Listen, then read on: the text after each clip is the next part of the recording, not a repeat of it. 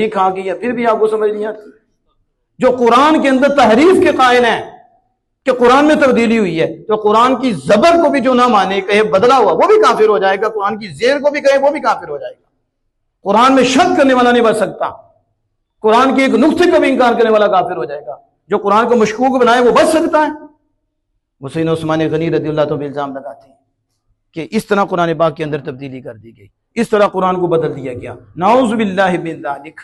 तो इसलिए ये जो मैं अर्ज कर रहा हूं कि इसकी तरफ आप तवज्जो फरमाएं कि जन्नत में सिर्फ मोमिन जाएंगे, और हर मोमिन, हर मुस्लिम के लिए जन्नत है, काफिर के लिए जन्नत नहीं है। और काफिर कभी भी जन्नत में नहीं जा सकता। अल्लाह फरमाता है हमने काफिरों से जहन्नम का वादा फरमाया है और मोमिनों से जन्नत का वादा फरमाया है। बिल आखिर मोमिन जन्नत में जाएगा, अगरचे कुछ देर के लिए अजाब आए, अल्लाह पाक माफ फरमाए, लेकिन वो जन्नत में जाएगा। इसके लिए कोई बैत जरूरी नहीं है। इसके लिए कोई बैत जरूरी नहीं कि बैत ही करेगा तो जन्नत में जाएगा, नहीं, इसके लिए कोई बैत जरूरी नहीं है। बस ये है कि वो ईमान लाए और कोशिश करे कि नेक लोगों के पास बैठे। इसके लिए इसके मुर्शिद हुजूर ही हैं, बस इसके मुर्शिद कौन है? हुजूर ही हैं। इसने हुजूर को माना है, तो जिसने हुजूर को माना है वो हुजूर का मुरीद है। और बैत दो तरह की होती है, एक बैत बरकत होती है, एक बैत इरादत होती है। बैत बरकत जैसे आम बैत जामे शराइत के हाथ पे होती है, जिसमें 4 शर्तें पाई जाएं तो उसके हाथ पे बैत हो जाए तो उसे बैत बरकत।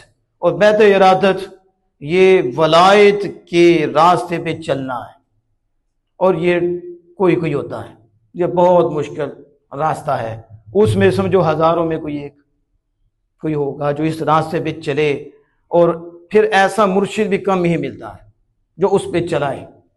लेकिन सारे मोमिनीन हुजूर सैयद आलम सल्लल्लाहु अलैहि वसल्लम के मुरीद हैं और हुजूर के बैत हैं।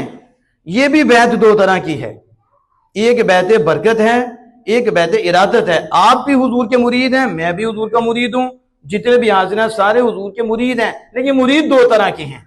एक मुरीद आपकी मान रहा है, ईमान लाने के बाद अपने मुर्शिद करीम रसूलुल्लाह सल्लल्लाहु अलैहि वसल्लम की मान रहा है, दिन और रात आमिना के लाल सल्लल्लाहु अलैहि वसल्लम की मान कर गुजार रहा है, अपने जाहिर पे भी आमिना के लाल का हुक्म जारी कर रहा है, अपने बातिन पर भी रसूलुल्लाह जो उसके मुर्शिद कामिल हैं हुजूर सैयद आलम सल्लल्लाहु अलैहि वसल्लम उनका हुक्म जारी कर रहा है। इसे बैत इरादत हासिल है, ये अकली दर्जे का मुरीद है। तो जो पहला है बैत बरकत है, कभी कर लिया, कभी ना किया, कभी गुनाह हो गया, कभी ये कर लिया, कभी वो, मुरीद ये भी है, इसे बरकत मिलती रहेगी। और दूसरा मुरीद वो है जिसे कामयाबी ज्यादा नसीब हो जाएगी, क्योंकि पहली फलाह तो दोनों को हासिल थी कि दोनों ईमान लाने वाले हैं, तो दोनों ही फलाह वाले हैं। लेकिन इससे अगली जो फलाह है वो उसे मिलेगी जिसने रसूल अकरम सल्लल्लाहु अलैहि वसल्लम से बैत इरादत की है, यानी मेरी ख्वाहिश नहीं चलेगी, हुक्म मुस्तफा जाले रहमत का चलेगा। तो ये दो तरह की हैं। अब आप ज़हन में रखें, आला हजरत अज़ीम मर्तबत ने बड़े खूबसूरत अंदाज में इसको जिक्र फरमाया। अब मत देखो, जिस तक ईमान नहीं पहुंचा, यानी रसूलुल्लाह सल्लल्लाहु अलैहि वसल्लम की रिसालत नहीं पहुंची, वैसे जंगलों में, बयाबान में कोई ऐसी जगह है जहां रिसालत का पैगाम नहीं पहुंचा, सिर्फ वो तौहीद का कायल था और अल्लाह को एक मानता था, काफिर नहीं था, तो अब क्या उसकी भी बख्शिश होगी? तो उसके ऊपर आला हज़रत ने हदीस पाक पेश की कि जब नबी अकरम सल्लल्लाहु अलैहि वसल्लम की सिफारिश से उम्मती जहन्नम से बाहर लाए जाएंगे, बाहर आएंगे, तो फिर ऐसे भी रह जाएंगे कि जिन्होंने रिसालत का इकरार नहीं किया होगा, सिर्फ ला इलाहा इल्लल्लाह, यानी उन तक तो रिसालत पहुंची ही नहीं। तो नबी अकरम सल्लल्लाहु अलैहि वसल्लम उनके बारे में भी अल्लाह के बारगाह में सिफारिश कर दी, हुजूर इतने करीम हैं, इतने करीम हैं कि उम्मती तो उम्मती हैं जिन्होंने रिसालत का इकरार किया, ये वो हैं जिन तक रिसालत पहुंची नहीं है, ये जहन्नम में होंगे, तो हुजूर इनके लिए भी सिफारिश कर देंगे। तो उस वक्त अल्लाह जल्ला वाला फरमाएगा, मुझे अपने इज्जत और जलाल और किब्रिया और अज़मत की कसम, हर मुवाहिद को इससे निकाल लूंगा। आपको ये टुकड़ा पकड़ के कि हुजूर की सिफारिश से नहीं हुआ, उन्होंने कहा आप थोड़ा गौर कहते हो आपको समझ आ जाती है, हुजूर के कहने से तो हुआ है, वो हकीकत में ये भी हुजूर की सवारे से ही हुआ है। इन आला हज़रत ये बताना चाहते हैं कि हर मोमिन जो ईमान लाया बिल आखिर उसे ये फलाह हासिल है, जो सबसे बड़ी कामयाबी है वो क्या, ईमान। तो इसकी वजह से बिल आखिर वो जन्नत में जाएगा, यहां तक कि जिसने ला इलाहा इल्लल्लाह कहा है हुजूर की सवारी से वो भी जन्नत में जाएगा। ये आपने जिक्र किया और इसके ऊपर आला हज़रत ने मज़ीद इसकी वजाहत की। और दूसरी सूरत फलाह की आपने ये बयान फरमाई कि उसे छुटकारा हासिल होगा, छुटकारा, लेकिन अजाब उस पर सबकत नहीं ले जाएगा और अल्लाह उसे अजाब नहीं देगा, बगैर अजाब के वो जन्नत में दाखिल होगा। ये दूसरी फलाह है। पहली फलाह ये है कि मोमिन है, मुस्लिम है, उसी पे फौत हुआ है, अब अल्लाह जल्ला वाला कुछ अजाब देकर उसे जन्नत अता फरमा दे, ये एक ये है। और दूसरी कामिल छुटकारा के बगैर अजाब के ही अल्लाह उसे क्या करे, जन्नत में दाखिल कर दे। लाखों करोड़ों उसने गुनाह किए हुए, एक गुनाह नहीं, लाखों करोड़ों अरबों खरबों उसके गुनाह हैं, लेकिन वो करम फरमाने पे आया तो उसने सारे धो दिए, सारे धो दिए और उसे बगैर सजा के। यहां हमारे क्या होता है, नहीं जी गुनाह कर लिया मर गया भुगतेगा। एक मजहब और एक गुरु ऐसा है जो कहता है कि नहीं इसने जो किया इसे सजा मिलेगी। मैंने कहा बिल्कुल तुम्हें मिलेगी, तुम तैयार रहो।